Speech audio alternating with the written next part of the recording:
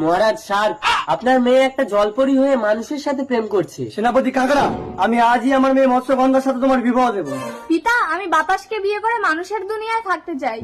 আমিও তোর মাকে মানুষের দুনিয়া থেকে বিয়ে করে এনেছিলাম, কিন্তু তোর মা এই জলের দেশে থাকতে পারলো না, বেচারা দম বন্ধ হয়ে মরে গেল। আমার বাবা থাকে জলে আর মা ছিল ডাঙায়, তার মানে আমি জলেও থাকতে পারবো আর ডাঙায়ও থাকতে পারবো। পিতা, মহারাজ হুকুম করুন, আমি কাঁকড়ার কামড় দিয়ে এই দুটোর মুন্ডু কেটে দেবো। ওদের যেতে দাও কাঁকড়া। এসো জলপরি, দেখো আমি আগে থেকে আমার ঘরে তোমার মূর্তি বানিয়ে রেখেছি। বাতাস, তোমার এই এত সুন্দর ঘরে আমি থাকলে কিন্তু সারা ঘর মাছের গন্ধ হবে। তুমি তো আমার মৎস্যগন্ধা, জানো মৎস্যগন্ধা, আমাদের যদি মেয়ে হয় তাহলে নাম রাখবো জল্পনা। আর মৎস্যগন্ধা, আমাদের ছেলে হয়েছে মৎস্যগন্ধা, কিন্তু ছেলে এত কাঁদছে কেন?